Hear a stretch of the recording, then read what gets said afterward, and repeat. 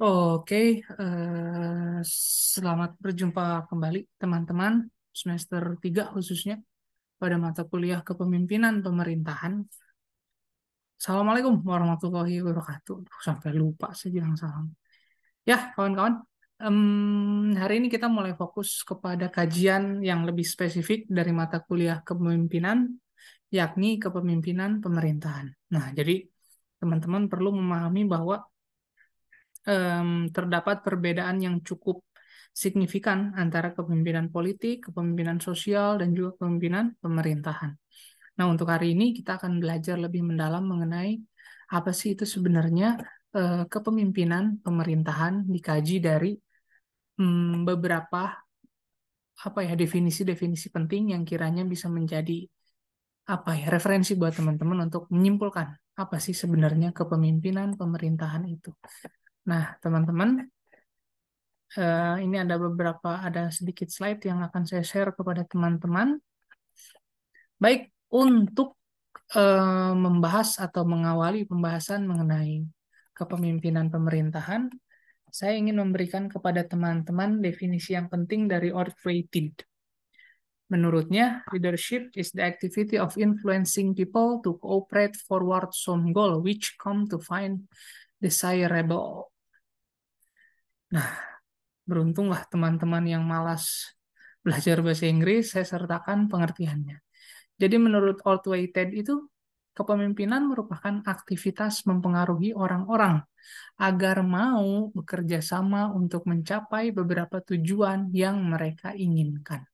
Ya, kepemimpinan adalah aktivitas mempengaruhi orang-orang. Jadi definisi dari Ortway Tate ini menggambarkan bagaimana seorang pemimpin memberikan pengaruh yang sangat penting kepada bawahan-bawahannya agar mau meyakinkan mereka supaya mereka bergerak, bekerja untuk mewujudkan cita-cita bersama.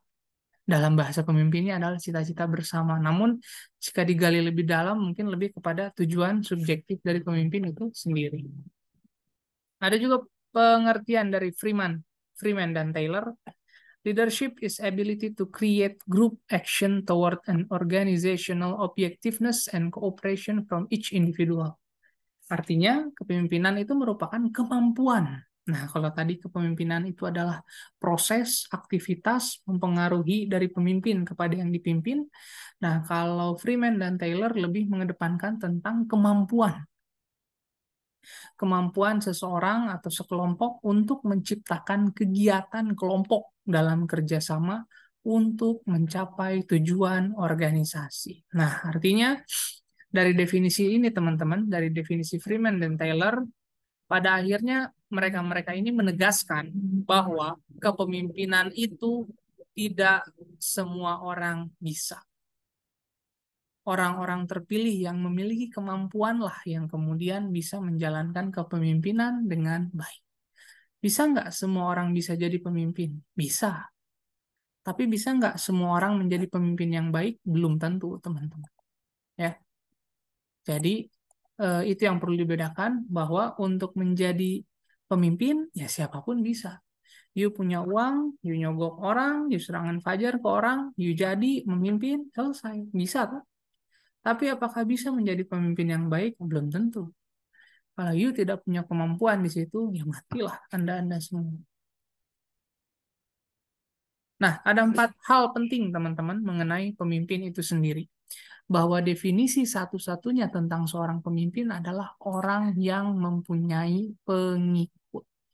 Ya, jadi nggak bisa dong, saya ini adalah seorang pemimpin organisasi bernama Himpunan Mahasiswa Radikal Anarko Sindikat. Oh, berapa orang anggotanya?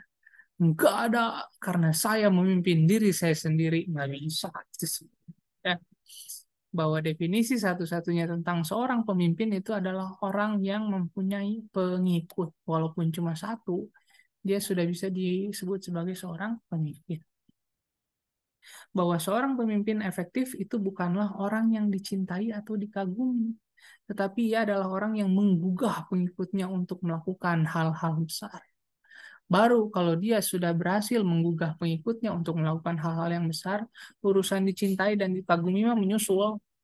Ya, Pemimpin itu bukan cuma orang yang dicintai atau dikagumi saja, tapi dia adalah orang yang mampu menggugah pengikutnya untuk melakukan hal-hal besar. Nah, jadi teman-teman kalau berbicara tentang artis yang menjadi anggota dewan, ya memang untuk fansnya atau untuk orang-orang yang kenal dengan dia di televisi, bisa jadi dia orang yang dicintai dan bahkan dikagumi. Tapi apakah dia bisa menggugah pengikutnya untuk melakukan hal-hal besar? Nah, jangan-jangan dia nggak punya lagi konsep tentang hal-hal besar itu seperti apa. Saya akan mensejahterakan masyarakat. Gimana? Pilih aja saya dulu. Ya nggak bisa.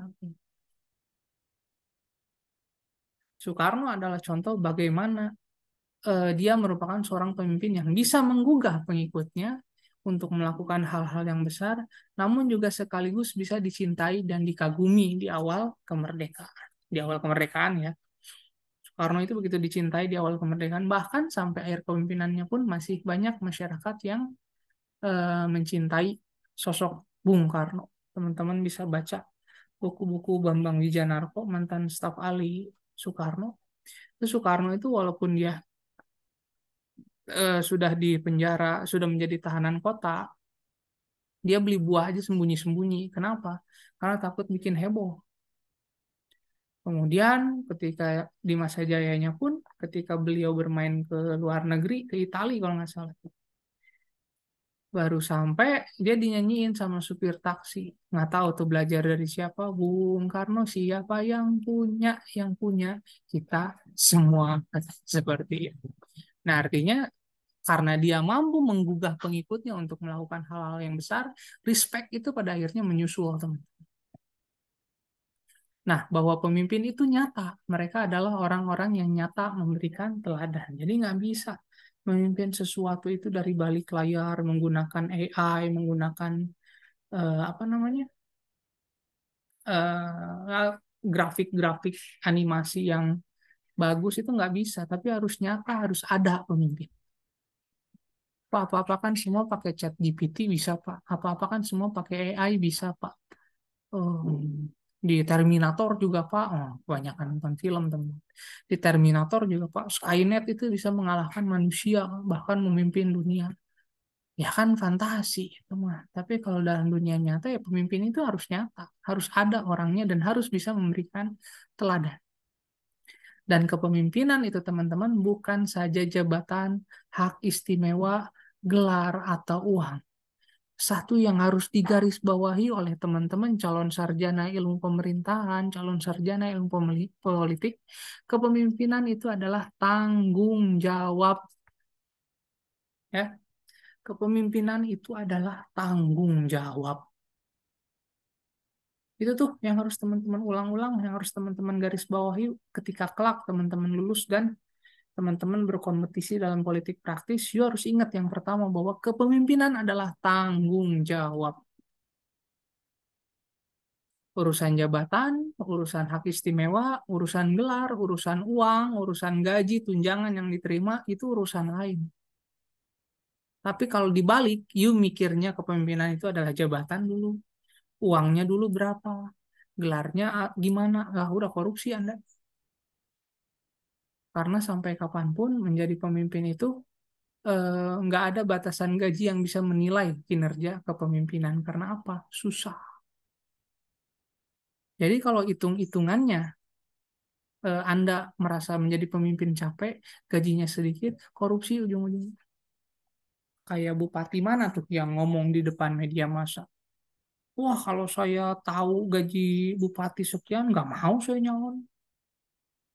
Terus ketika ditanya, berarti bupati itu berpotensi korupsi dong? Harus itu korupsi. Nah, kan karena apa? Karena dia melihatnya jabatan dulu, gelar dulu, uang dulu, bukan tanggung jawab. Kalau saya melihat kepemimpinan tentang jabatan saja, tentang uang saja, tentang gelar aja, ogah saya jadi dekan. Ya, nggak mau saya jadi dekan, ngapain kau pusing-pusing dan lain sebagainya. Tapi kan ini berbicara tentang tanggung jawab. Bagaimana ketika pemilik kampus mengamanahi saya untuk membuat fakultas menjadi lebih hidup, ya mau nggak mau harus saya kerjakan. Mengingat saya juga mencari uang di situ, menimba air dan sumur di situ ya, saya cukup tahu diri untuk melihat bahwa jabatan itu adalah tanggung jawab. Ya, jadi jangan dibalik. Tapi sebelum teman-teman lihat jabatan, teman-teman harus lihat bahwa kepemimpinan itu adalah tanggung jawab. Ya, yang dihisab itu kan kepemimpinan Anda bagaimana nanti, baik itu di keluarga, baik itu kemudian di organisasi masing-masing, berat tanggung jawab pemimpin tuh. Makanya heran saya kalau orang-orang tuh pada harot pengen jadi presiden, wah semangat ingin jadi bupati, wali kota. Saya nggak ada impian ke sana, berat, susah jadi pemimpin tuh. Tanggung jawabnya itu sangat-sangat besar. Nah, oke, kita sekarang mulai masuk kepada apa sih itu sebenarnya kepemimpinan pemerintahan. Nah, teman-teman, ada dua jenis kepemimpinan yang perlu dijalankan secara bersama-sama dalam kepemimpinan pemerintah. Yang pertama itu adalah kepemimpinan organisasional. Dan yang kedua adalah kepemimpinan sosial. Apa itu? Yuk kita kaji sekarang bareng-bareng.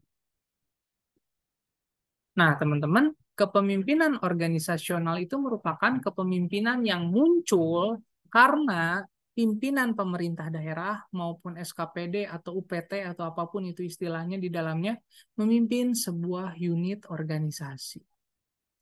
Kepala dinas, kepala seksi, kepala bagian, sekretaris daerah, bupati, wali kota, gubernur. Nah, itu merupakan pemimpin daerah, pimpinan daerah, sorry.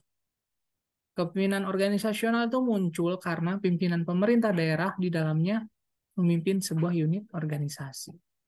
Nah, pengikutnya merupakan bawahan yang patuh karena adanya ikatan norma-norma organisasi formal. Nah, teman-teman, memang doktrin dalam organisasi pemerintahan itu sebenarnya semi militer sih kalau saya lihat. Karena apa? Karena memang pengikut itu tidak diperkenankan untuk membantah apa yang pemimpin sarankan. Gawat kalau misalnya kendaraan pemerintahan, gubernur memerintahkan kepala dinas untuk apa, kepala dinas berargumen di depan umum, nggak bisa Pak, kebijakan Bapak jelek dan lain sebagainya. Mutasi itu lama. Ya. Jadi kalau organisasi pemerintahan itu semi doktriner sebenarnya. Jadi komandonya itu sangat jelas, garis komandonya itu sangat jelas dan bersifat formal. Ada ikatan norma-norma organisasi formal yang harus dipatuhi oleh anggota atau pengikut dalam organisasi pemerintahan. Nah, dalam menjalankan kepemimpinannya, pimpinan organisasi formal biasanya menggunakan berbagai fasilitas manajerial seperti kewenangan, anggaran, personil, dan logistik. Ya, jadi jangan dicampur baur nih. Kalau teman-teman mungkin biasa aktivis-aktivisan, kemudian ikut organ ekstra, terus kepemimpinannya kolektif kolegial, semua anggota berhak punya suara, nggak bisa dicampur aduk itu ke organisasi pemerintahan, teman-teman. Karena di organisasi pemerintahan itu bersifat apa ya, semi doktriner dan punya komando yang jelas dari atas ke bawah. Ya, semi doktriner itu sebenarnya semi militer lah kasarnya. Jadi tolong teman-teman, when you in Rome, do as Roman. Ketika kamu ada di Roma, berlakulah seperti masyarakat Roma. Jangan teman-teman biasa organisasi kiri, apa sama rata, sama rasa dan lain sebagainya. Masuk pemerintahan, tiap hari demo, nuntut kadis atau nuntut apa, lurah atau nuntut sekda untuk memberikan transparansi. Nggak ada teman-teman dalam pemerintahan tuh nggak bisa gitu. Soalnya tidak efektif dan tidak efisien kalau berlaku seperti itu. Nggak jalan-jalan. Sedangkan pemerintah itu kan harus bekerja cepat dan harus bekerja efisien dan efektif. Itu berbicara kepemimpinan organisasional. Nah, selanjutnya ada juga kepemimpinan sosial. Nah, kepemimpinan ini teman-teman timbul karena seseorang memimpin masyarakat luas yang tidak dalam kedudukannya sebagai bawahan. Pengikut berposisi sebagai pendukung yang terikat pada karisma seseorang. Dan pada kepemimpinan sosial itu teman-teman, kapasitas dan kualitas pribadi pemimpin itu mampu menggerakkan pengikutnya. Naik atau turunnya dukungan akan bergerak sangat cepat tergantung pada konsistensi perilaku pemimpin yang bersangkutan. Dimensi sosial politik lebih dominan daripada dimensi administratif. Jadi itu ya teman-teman bedanya kepemimpinan tadi apa sosial dan juga kepemimpinan mau sih tadi organisasional. Nah, kemudian ada 3 variabel teman-teman yang digunakan untuk memilih pimpinan pemerintahan sehingga mampu menjalankan kepemimpinan yang baik. Nah, ini sebenarnya rumus dasar yang bisa saya kasih ke teman-teman kalau berbicara tentang memilih pemimpin pemerintahan. Ya, sebenarnya sederhana aja teman-teman. Ada 3 variabel, yakni kapabilitas, kemudian ada akseptabilitas, dan kemudian juga ada kompatibilitas. Ya, cukup 3, cukup sederhana, yakni kapabilitas, akseptabilitas, dan terakhir adalah kompatibilitas. Nah, apa sih maksudnya itu semua? Kita bahas dulu dari yang pertama, yakni kapabilitas. Kapabilitas itu adalah gambaran kemampuan diri si pemimpin, baik intelektual maupun moral. Kapabilitas biasa teman-teman dengar mungkin capable nggak nih orang menjadi pemimpin. Nah, maksudnya capabilitas atau capable itu adalah gambaran kemampuan diri si pemimpin baik secara intelektual maupun moral. Bagaimana cara melihat intelektualitas dan moralitas seseorang? Yang pertama mungkin dapat dilihat dari catatan jejak atau track record pendidikannya maupun jejak sikap dan perilakunya selama ini, baik di sosial media atau juga baik di karirnya selama ini. Nah, itu yang bisa di-track. Nah, sekarang tuh yang gampang tinggal tracking masalah sosial medianya. Orang atau pemimpin yang baik itu adalah pemimpin buat saya yang berintegritas. Artinya dia ucapan dan tindakan itu selaras, seirama, konsisten. Nah, berbicara pemimpin yang baik itu silakan teman-teman track dari situ. Kalau dulu dia menolak reklamasi, kemudian ketika jadi pemimpin malah mendukung reklamasi, art, dalam artian pelin-pelan ya teman-teman harus memberikan lampu kuning untuk pemimpin-pemimpin yang seperti itu. Karena mau bagaimanapun konsistensi juga merupakan salah satu ciri pemimpin yang baik. Dulu Ridwan Kamil sempat dikritisi karena ketika jadi wali kota itu impiannya banyak. Bahkan Ridwan Kamil itu sempat mengkritisi pembangunan masjid. Aduh, gila nggak tuh? Kang Emil itu sempat mengkritisi pembangunan masjid ketika menjadi wali kota. Saya lupa tweetnya. Cuman yang pasti dia bilang bahwa daripada membangun masjid, mending bikin stadion atau apalah. Saya lupa. Nah, sekarang beliau bikin Aljabar. Nah, tweet itulah yang kemudian jadi serangan personal kepada beliau saat ini. Artinya track record itu benar-benar menjadi gambaran bagaimana pemimpin itu memiliki intelektualitas dan moralitas yang baik. Kapabilitas di track dari sana. Nah, pemimpin yang baik itu tidak akan muncul secara tiba-tiba, tetapi melalui proses perjalanan yang panjang. Nah, buat teman-teman yang mungkin memilih Jokowi, pasti teman-teman punya argumen bahwa Jokowi itu dipilih menjadi presiden karena jelas track recordnya. Dari wali kota Solo, dari gubernur DKI, sampai kemudian jadi presiden. Jadi track recordnya jelas. Mungkin itu yang menjadi argumen teman-teman pemilih Jokowi. Atau teman-teman juga mungkin yang memilih Prabowo, teman-teman melihat Prabowo itu karir militernya bagus, cukup tegas, kemudian memiliki pengalaman kepemimpinan di organisasi-organisasi hebat seperti Kopassus dan lain sebagainya.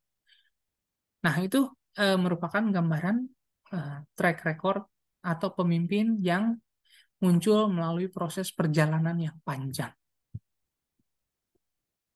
Nggak mungkin ada pemimpin tiba-tiba muncul. Hari ini sepi, senyap, besok-besok tahu-tahu ada yang mencalonkan jadi presiden. Siapa yang mau milih kalau orang-orang nggak tahu track recordnya seperti apa? Itu berbicara tentang kapabilitas. Nah, kemudian kita berbicara tentang akseptabilitas. Akseptabilitas adalah gambaran penerimaan. Judulnya aja accept. Nah, teman-teman kalau bikin rekening atau bikin akun Facebook itu kan biasanya sering mendengar kata accept kalau pakai bahasa Inggris ya. Accept itu adalah menerima atau penerimaan.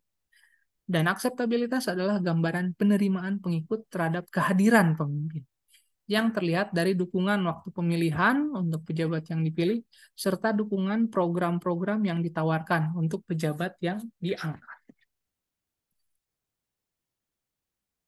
Dan terakhir ada kompatibilitas, yakni gambaran kemampuan pemimpin pemerintahan untuk menyesuaikan diri dengan kebijakan yang datang dari sistem pemerintahan tingkat atasnya dan kemampuan mengakomodasikan tuntutan dari subsistem pemerintahan tingkat bawahnya maupun dari para pengikutnya.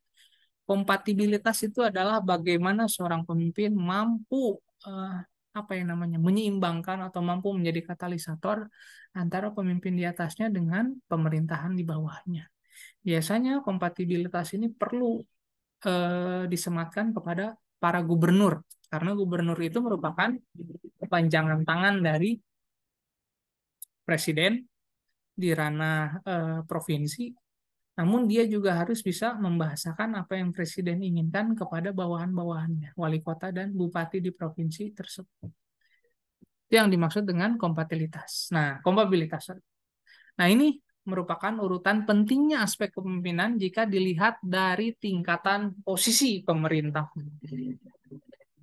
Nah, jadi jangan sampai ditukar-tukar. Misalnya teman-teman milih presiden, saya mau milih akseptabilitasnya dulu deh. Kapabilitasnya mau urusan lain. Ya gawat Anda kalau kayak gitu. Anda nggak akan bisa mendapatkan presiden yang bisa mobile dan bisa inovatif selama 5 tahun ke depan. Nah ini sebenarnya yang dikritisi oleh Fahri Hamzah ya di beberapa forum yang saya suka tonton.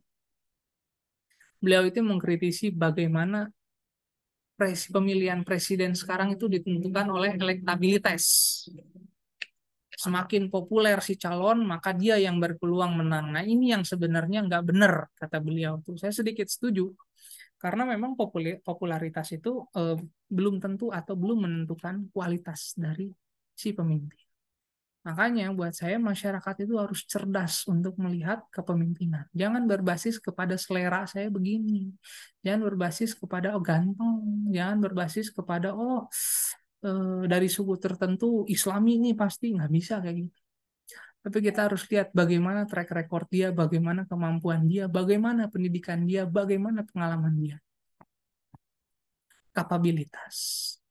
Itu untuk presiden. Yang pertama adalah kapabilitas. Baru yang kedua adalah akseptabilitas. Bagaimana penerimaan dia. Bagaimana penerimaan dia di kalangan masyarakat. Percuma kalau kapabilitasnya bagus, tapi akseptabilitasnya kecil. Wah itu mau sampai kapanpun nggak akan bisa jadi presiden. Ahok itu Basuki Cahayapurnama, teman-teman. Ya terserah teman-teman yang nggak setuju juga silakan atau teman-teman yang dulu pernah ikut 212 dan selamanya mengutuk Ahok, mangga-mangga saja. Tapi mari kita berpikir objektif teman-teman bahwa pada prinsipnya Basuki Cahayapurnama itu memiliki kapabilitas. Buat saya memiliki kapabilitas. Ketika dia memimpin DKI saat menjadi gubernur, itu pelayanan publik sangat-sangat baik. Dia punya kapabilitas. Tapi karena kasus 212, karena kasus penistaan agama, dia sudah pasti kurang mendapatkan akseptabilitas, khususnya di kalangan masyarakat Muslim fundamental atau masyarakat, kalau bahasa Pak Zuli Qadir itu vigilante. Vigilante itu orang-orang yang tukang bikin onar katanya. Nah, untuk beberapa kelompok fundamentalis, untuk beberapa kelompok vigilante, atau bahkan kelompok-kelompok post-Islamis yang sangat terbuka pun, sebagian kalangan pasti ada yang masih kekeh menilai bahwa beliau itu penista agama. Nah, jadi sampai kapanpun sulit kalau misalnya teman-teman Ahokers itu mendambakan Basuki Cahayapurnama menjadi presiden, sulit buat saya karena dia akseptabilitasnya sangat-sangat kurang, khususnya di kalangan Muslim yang kiranya sampai 80%-an persentasi penduduk di Indonesia. Nah, itu untuk presiden. Nah, kemudian yang kedua adalah untuk kepala daerah provinsi atau gubernur. Nah, ini tadi kata saya. Gubernur itu harus bisa memiliki kompatibilitas yang baik. Jadi dia harus bisa menjadi katalisator, harus bisa menyeimbangkan antara pusat dan juga pemerintahan di bawahnya. Ya, baru setelahnya kapabilitas. Dan terakhir adalah akseptabilitas. Nah, makanya silakan kita diskusilah nanti di bawah di add link atau di komentar. Buat saya gubernur itu seharusnya nggak dipilih secara langsung. Karena apa teman-teman? Karena gubernur itu kan silakan teman-teman coba buka undang-undang. Gubernur itu pada prinsipnya adalah kepanjangan tangan presiden di daerah. Kalau gubernurnya dari partai oposisi ya tangan presiden mana yang sampai ke wilayah daerah? Kalau misalnya seperti itu, pada akhirnya nanti chaos terus, turbulence terus, tidak apa ya namanya, tidak stabil. Nah, ini yang terjadi ketika Anies memimpin gubernur pada saat itu. Jokowi bikin program apa, pentah, dibantah terus sama Anies. Banjir ini Anies nyalahin pusat. Pusat berdalih gini, pada akhirnya chaos. Nggak akan benar. Nah, makanya buat saya kepala daerah tingkat provinsi itu seharusnya diangkat aja. Angkat aja. Karena itu kan kepanjangan tangan presiden. Baru urusan wali kota bupati itu baru dipilih oleh masyarakat. Karena itu adalah pemerintahan yang terkecil.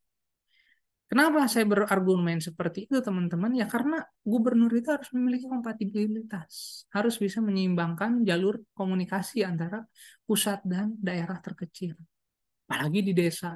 Nah, lewat mana? Gubernur. Dan kemudian yang ketiga adalah kepala daerah tingkat kota atau kabupaten, wali kota maupun bupati. Nah, kalau misalnya wali kota atau bupati, itu yang pertama kali menjadi pertimbangan itu haruslah akseptabilitas. Baru yang kedua, kapabilitasnya. Bagaimana penerimaan dia di daerah. Nah, umumnya kan kepala daerah itu, khususnya wali kota dan bupati itu kan adalah orang-orang terpandang di daerahnya. Ya, baiknya tuh gitu. Depok, wali kotanya ya orang Depok aja. Nggak usah jauh-jauh dari Solo. Karena memang seharusnya pemimpin daerah itu merupakan wajah dari masyarakat tersebut. Tapi ya itulah demokrasi, teman-teman. Kalau misalnya yang dipilih kemudian Mas siapa? Kaisang, ya apa mau dikata. Pun halnya mau presiden dari Hizbut Tahrir Indonesia, ya apa mau dikata. Kita nggak bisa membantah. Kalau masyarakat bilang A, ya udah. Demokrasi menghendaki seperti itu. Tapi kepala daerah itu harus mengedepankan akseptabilitas. Karena biasanya orang daerah, orang daerahnya sendiri yang apa namanya punya political will yang kuat untuk memajukan daerah. Tapi terbantah, kita di Priangan ya. Di Priangan itu hampir semua kepala daerahnya itu warga asli Sunda kok. Cimahi, Bandung Barat, Kota Bandung. Iya, dari tiga itu semuanya adalah kepala daerah asli Sunda. Tapi korupsi semua. Tinggal Kabupaten Bandung yang belum. Ya, semoga nggak ada kasus, jangan sampai. Nah, terakhir baru kepala desa.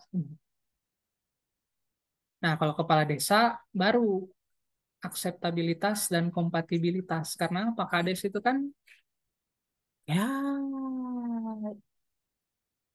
umumnya sejauh ini kapabilitas itu kan nomor kesekian ya teman-teman. Karena Kades itu kan tidak hanya pemimpin praktis, tapi dia juga kan adalah simbol di desanya masing-masing. Makanya banyak kades jarang ada di kantor desa ya. Pemerintahan tetap berjalan karena masih ada sekdes. Tapi minimal kades itu diterima oleh masyarakat desa. Dan kades juga harus bisa menyeimbangkan antara kepentingan pusat, kepentingan kepala dinas dengan apa yang dimau oleh masyarakat. Jadi kompatibilitasnya harus wah, baru kapabilitas itu urusan terakhir. Nah, silakan teman-teman jika memang ada yang mau didiskusikan, silakan teman-teman bisa komentar di Adlink maupun di komentar YouTube. Mungkin saya nggak bisa langsung jawab, tapi saya pasti jawab kok kalau misalnya teman-teman punya pertanyaan. Selebihnya tidak ada tugas untuk hari ini. Selamat berlibur buat teman-teman. Semoga pertemuan ini menjadi amal ibadah buat kita semua. Terima kasih. Assalamualaikum warahmatullahi wabarakatuh.